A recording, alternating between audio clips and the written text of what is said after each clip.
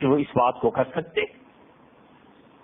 اسی لیے ناسخ اور منسوخ جو آیات ہوئی ہیں اس پہ اتنا کچھ امت میں لکھا گیا اور اتنا وسیع علم ہے یہ کہ سیدنا علی رضی اللہ عنہ ان کی مسجد میں ایک آدمی آیا اور امیر المومنین سیدنا علی رضی اللہ عنہ نے اس سے کہا کہ تمہیں علم ہے ناسخ اور منسوخ کا؟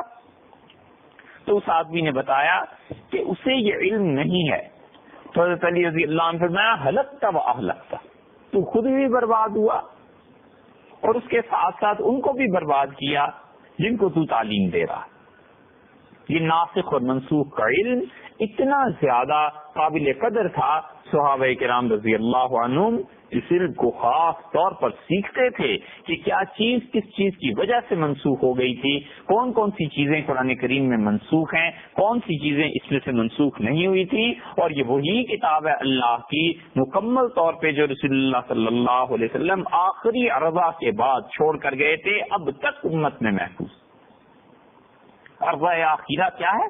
عرضہ آخرہ کا مطلب رسول اللہ صلی اللہ علیہ وسلم آخری مرتبہ جب جبریل امین کو قرآن کریم سنایا اور جبریل امین نے رسول اللہ صلی اللہ علیہ وسلم کو سنایا، تو یہ 2 مرتبہ آخری سال میں 2 مرتبہ ہوا ہے. رسول اللہ صلی اللہ علیہ وسلم نے یہی استدلال اپنی وفات کا فرمایا تھا سیدہ فاطمہ رضی اللہ عنہا سے جو حضور صلی اللہ علیہ وسلم کے جگر کا ٹکڑا تھی. فرمایا تھا جبریل ہر مرتبہ 1 مرتبہ قرآن سناتے تھے رمضان میں اور 1 مرتبہ مجھ سے سنتے تھے. اس مرتبہ رمضان میں 2 مرتبہ قرآن کریم انہوں نے مجھ سے سنا ہے اور 2 مرتبہ سنایا ہے. اس کا مطلب ہے کہ یہ میری زندگی کا آخری سال ہے. ہم کہتے ہیں اس کے بعد قرآن کریم میں کوئی چیز منسوخ نہیں ہوئی، کوئی چیز نہیں بھلائی گئی. قرآن جیسے رسول اللہ صلی اللہ علیہ وسلم چھوڑ کر گئے تھے آج دن تک ہمارے پاس ایسے ہی ہے. اور پہلے تو قرآن کریم کے حافظ تھے، کتابت ہوتی تھی. جب سے پرنٹنگ میں آیا ہے اب تو سوال ہی کوئی پیدا نہیں ہوتا کہ ایک اس کی زیر زبر بھی لوگ اس کے تبدیل کر سکیں. جو قرأتیں جہاں رائج ہیں اس میں بھی بات آئے گی انشاءاللہ، اور وہ وہیں رائج. اسی لیے ائمہ نے فرمایا، ائمہ اربع اس بات پر متفق ہیں کہ وہ کہتے ہیں کسی شخص کے لیے قرآن کریم کی تفسیر کرنا اس وقت تک جائز نہیں جب تک کہ اسے ناسخ اور منسوخ کا علم نہ ہو. یہ اتنا بڑا علم ہے اور اس منسوخ ہونے کو اللہ نے اس امت کے ساتھ مخصوص کر دیا اور حکمت اس کی آسانی تھی. اس لیے مسلمانوں کا صحابہ کرام رضی اللہ عنہ سے لے کے اب تک تمام اہل حق اس بات پر متفق ہیں کہ قرآن کریم میں نسخ کا سلسلہ چلتا رہا ہے اور نسخ کا سلسلہ الگ چیز ہے اور اللہ کا بھول جانا جس کو وہ کہتے تھے والعیاذ باللہ وہ ایک الگ چیز ہے. اور قرآن کریم میں منسوخ ہونے کے لیے کسی آیت کے لیے قطعی دلیل چاہیے. کسی بڑے سے بڑے آدمی کا اجتہاد بھی قرآن کو منسوخ نہیں کر سکتا. اور قرآن کے منسوخ ہونے کا اور ناسخ ہونے کا سلسلہ حضور اکبر صلی اللہ علیہ وسلم کے آتے تھے. یہ میں کہا اب اس سے زیادہ بات کیا کرنی ہے. تو دیکھیے اس سے معلوم ہوا کہ قرآن کی بعض آیات بعض چیزوں سے منسوخ ہوتی رہی ہیں اور اب جو قرآن ہے ہمارے پاس وہ مکمل ہے. اس کی مثالیں دیکھ. اس کی مثال میں اب حضرت ابو موسیٰ اشعری رضی اللہ عنہ کی روایت دیکھیے. حضرت ابو موسیٰ اشعری رضی اللہ عنہ رسول اللہ صلی اللہ علیہ وسلم کے اکابر صحابہ کرام رضی اللہ عنہ میں سے ہے نا. انہوں نے اس معاملے میں ایک چیز بتلائی. اس سے پہلے بھی حضرت ابو موسیٰ اشعری رضی اللہ عنہ کی روایات پر بات آ چکی. ابو موسیٰ اشعری رضی اللہ عنہ نے الاتقان میں امام سیوطی رحمۃ اللہ علیہ کے راوی وہ کہتے ہیں نزلت سورۃ النحو برا. حضور اکبر صلی اللہ علیہ وسلم پہ ایک سورت نازل ہوئی جو سورہ توبہ کے برابر تھی. 2 چیزیں بس خیال رکھیے گا. جو سورہ بقرہ کی آیت نمبر 106 میں ہم نے عرض کی آپ سے ایک آیات کا منسوخ ہونا ایک بھلانا دونوں کے اب دلائل دیتے ہیں. وہ کہتے ہیں کہ حضرت صلی اللہ علیہ وسلم سورت نازل ہوئی اور وہ سورت سورہ برات جتنی تھی سورہ توبہ جتنی اتنی لمبی سورت تھی. ثم رفعت اور پھر اس کے بعد اللہ نے اسے اٹھا لیا.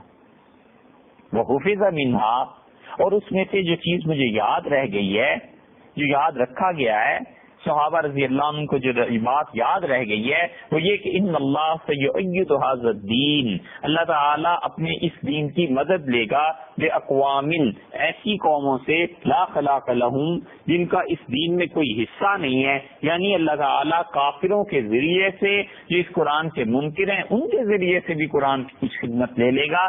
تو یہ جو آیت انہوں نے بتائی ہے یہ پوری آگے آیت ہے کہ اگر ہم آدم علیہ السلام کے بیٹے کو 2 وادیاں مال کی دے دیں، وہ تیسری کی تلاش میں نکل پڑے اور اس کا پیٹ سوائے قبر کی مٹی کے کوئی چیز نہیں بھرتی، وَيَتُوبُ اللَّهُ عَلَى مَن تَابَ، اور جو اللہ سے توبہ کرے خدا اس کی توبہ کو قبول فرماتے ہیں۔ یہ باتیں ساری انہیں یاد رہ گئی ہیں، ایک آیت پوری کی پوری یا 2 یا 3 آیات یاد رہ گئی، لیکن ابو موسیٰ اشعری رضی اللہ عنہ کہتے ہیں کہ وہ ساری صورت اٹھا لی گئی۔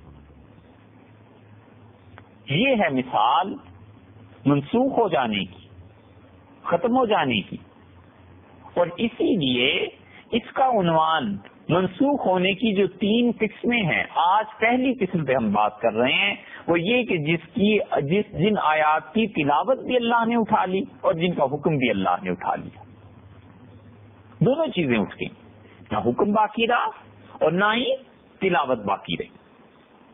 اس کی دوسری مثال عرض کرتے ہیں، اور یہ دوسری مثال پھر بھی ایک موقع پہ غالباً دہرانی پڑے گی اور اس سے پہلے بھی آ گئی ہے۔ اس کی دوسری مثال وہ ہے جو سیدہ عائشہ رضی اللہ عنہا کہتی ہیں، وہ کہتی ہیں کہ رسول اللہ صلی اللہ علیہ وسلم پر آیات نازل ہوئی تھی، اور یہ آیت تھی کہ 10 رضعات معلومات، 10 چسکیاں جب بچہ لے گا تو وہ عورت اس کی ماں بن جائے گی۔ فنسخنا بخمس معلومات، اور پھر یہ حکم منسوخ ہوا اور منسوخ ہو کے دوسرا حکم آ گیا کہ 5 چسکیاں۔ فتوفی رسول اللہ صلی اللہ علیہ وسلم، رسول اللہ صلی اللہ علیہ وسلم کی وفات ہو گئی اور لوگ اسے قرآن کریم میں پڑھتے تھے۔ اس سے 2 باتیں ہیں اس میں قابل بحث۔ ایک بات تو یہ ہے کہ 10 سے 5 کا حکم آیا نا، تو 10 کو کینسل کر دیا، 5 پہ لے آئے۔ یہ ہے اللہ نے فرمایا ما ننسخ من آیۃ، اور جب بھی ہم کوئی آیت منسوخ کریں گے، جو بھی آیت ہم منسوخ کرتے ہیں یا آپ کو بھلا دیتے ہیں، ناتی بخیر منہا او مثلہا، تو یا ہم اس سے بہتر حکم لے آتے ہیں یا اس کے برابر کا حکم۔ تو 5 کا حکم آ گیا، یہ بہتر تھا یا برابر تھا؟ اور پھر رسول اللہ صلی اللہ علیہ وسلم پر یہ 5 کا حکم بھی منسوخ ہو گیا، اس آیت کی تلاوت بھی اٹھا دی گئی اور اس آیت کا حکم بھی اٹھا دیا گیا۔ حضرت عائشہ رضی اللہ عنہا کا یہ کہنا یہ غور کرنے کی بات ہے کہ وہ کہتی ہیں کہ رسول اللہ صلی اللہ علیہ وسلم کا انتقال ہوا اور لوگ اس کو پڑھتے تھے، تو اس کا مطلب یہ نہیں ہے کہ وفات کے بعد بھی لوگ اس کو قرآن کی صورت میں پڑھتے رہے، اس کی مراد یہ ہے کہ رسول اللہ صلی اللہ علیہ وسلم کی وفات کا وقت قریب ہو گیا اور تلاوت اس کی منسوخ ہو گئی۔ تو یہ بات کہ اس کی تلاوت منسوخ ہو گئی ہے سب لوگوں تک نہیں پہنچی تھی۔ فتوفیہ، تو رسول اللہ صلی اللہ علیہ وسلم کا انتقال ہو گیا، وبعض الناس یقرؤوها، اور بعض لوگ اس کو پڑھتے تھے۔ حضرت ابو موسیٰ اشعری رضی اللہ عنہ کا نزلت، ہاں یہ آیت نازل ہوئی تھی، ثم رفعت، پھر اس کے بعد ختم کر دی گئی۔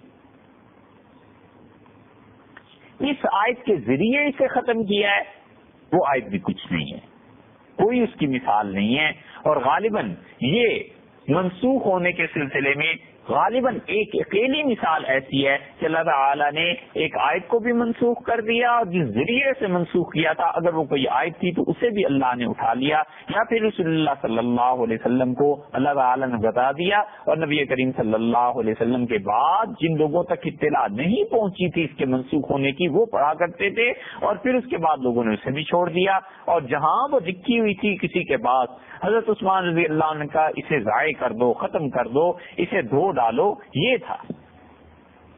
اور وہ جو بخاری کی روایت کے جلا ڈالی اس پہ بعد میں بحث آئے گی، بات تو انشاءاللہ ادھوری نہیں رہے گی، لیکن دیکھا آپ نے حکم ایسے نازل ہوتے تھے ایسے ختم ہو جایا کرتے تھے۔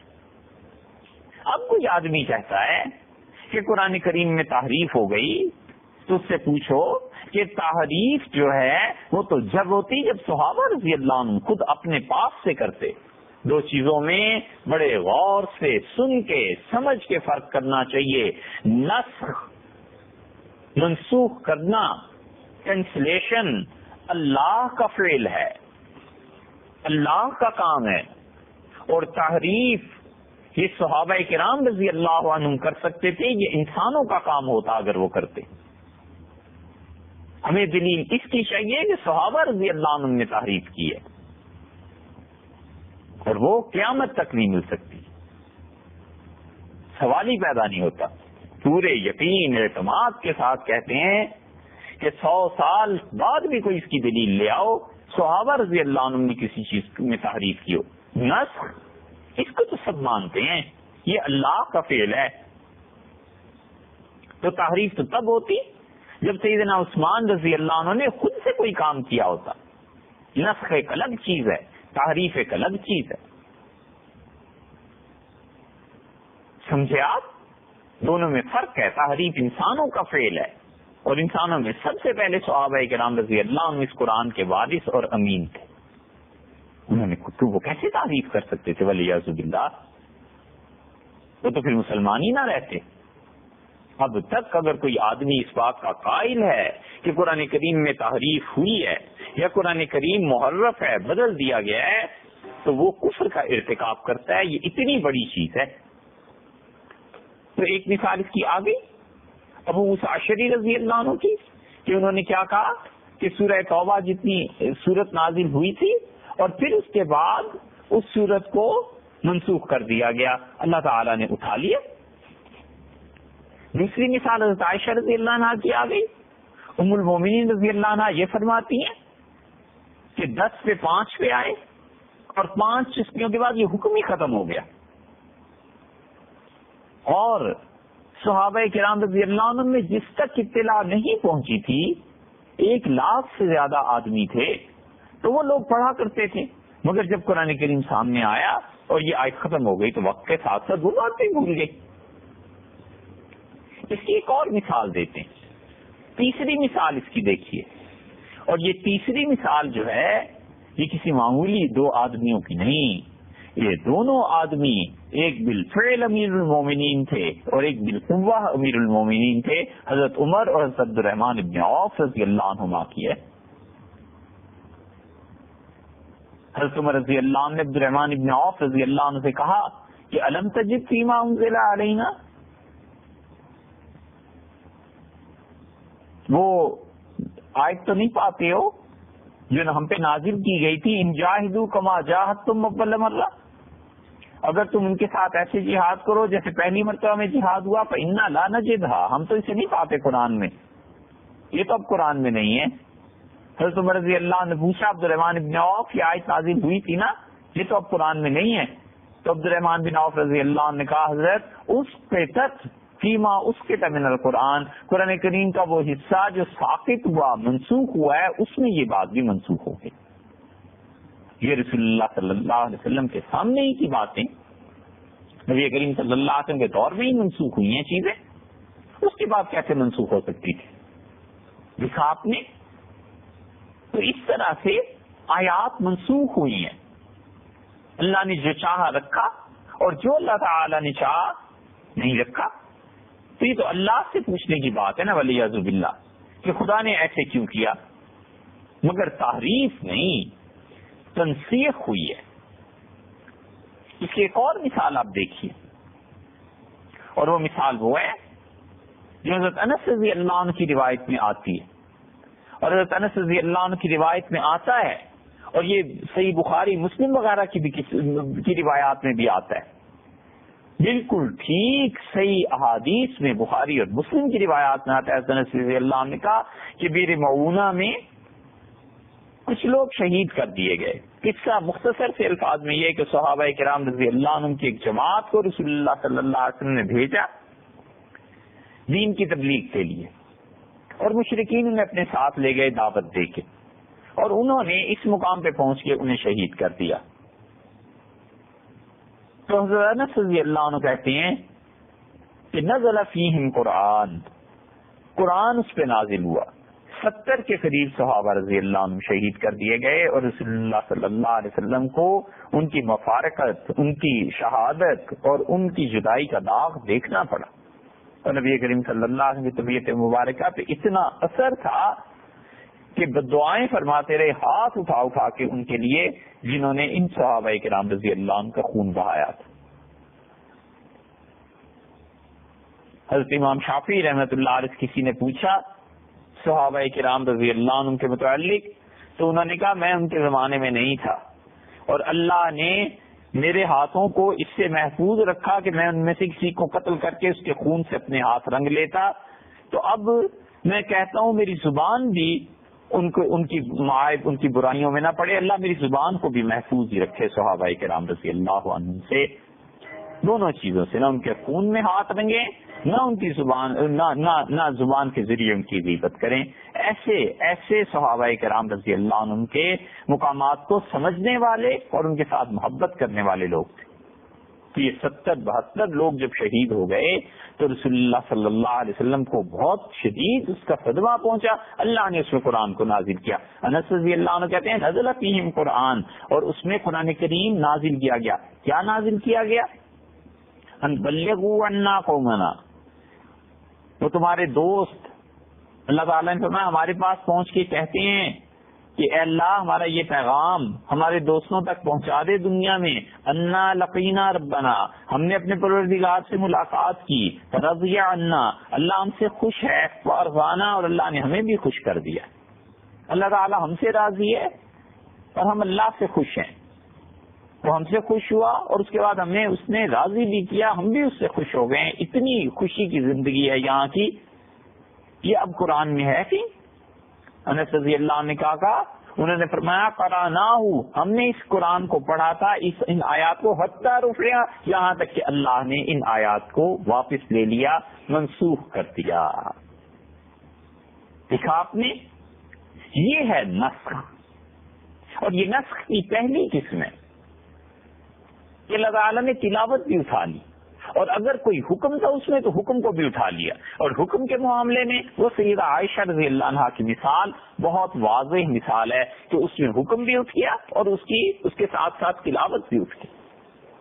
دوسری بات جو اللہ تعالیٰ نے یہاں فرمائی تھی اس آیت میں کہ اعوذ سے یہاں مجھ سے بلا دیں، یہ بھی رسول اللہ صلی اللہ علیہ وسلم کی حیات طیبہ نہیں ہوا ہے، ان کے وفات، ان کے دنیا سے حجاب فرمانے سے پہلے کے قصے ہیں، اور دیکھیے اب اس کی مثالیں کتنی آپ کو مل جائیں گی، جتنی مثالیں چاہیں اتنی مثالیں مل جائیں گی کہ قرآن کریم میں یہ چیز بھی ہوئی ہے، سنقرئک فلا تنسى الا ما شاء اللہ، مگر جو اللہ چاہے گا وہ آپ نہیں بھولیں گے، باقی اللہ تعالیٰ نے بھلا دیا جو چاہ۔ اور بھلانے کی مثال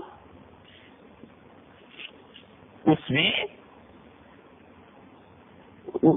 مثال میں اب عبارت دیکھیں، اور یہ نقل کی ہے بہت لوگوں نے، ایک کتاب لکھی ہے نواسخ القرآن، قرآن کریم میں جو نسخ کی بحث ہے یہ، اور یہ لکھنے والے ابن جوزی ہیں، اور ابن جوزی رحمت اللہ علیہ روایات کے معاملے میں اتنے سخت ہیں کہ محدثین نے پناہ مانگی ہے کہ بھئی اس کی جرح سے خدا محفوظ رکھے، مراد ان کی یہ ہے، اور حتیٰ کہ صحیح بخاری اور صحیح مسلم ان کی جرح سے نہیں بچ سکی۔ ابن جوزی رحمت اللہ علیہ اتنے زیادہ شدید نقد تنقید کرتے ہیں، اور ابن جوزی رحمت اللہ علیہ کی جو تنقید ہے وہ بہت سے محدثین قبول بھی نہیں کرتے، ان میں شدت بہت ہے بھائی۔ تو اس آدمی کے ہاں سے جو روایات آئیں گی آپ خود سوچ لیں وہ کتنی قابل اعتماد ہوں گی۔ بے شمار لوگوں نے قرآن کریم کے ناسخ اور منسوخ پہ بحث کی ہے، قاسم بن سلام کی کتاب مل جائے گی، ابو داؤد سجستانی رحمت اللہ علیہ کی، ابو جعفر نحاس ہیں، ابن الانباری ہیں، مکی ہیں، ابن عربی ہیں، یہ ابن جوزی ہیں رحمت اللہ علیہ، یہ تو 2-4 کتابیں ذکر کی، 20 کتابیں مل جائیں گی۔ یہ خود اپنی کتاب جو انہوں نے لکھی ہے نواسخ القرآن کے نام سے، اب وہ چھپ گئی ہے ناسخ القرآن و منسوخ، دار الثقافہ والوں نے چھاپی ہے۔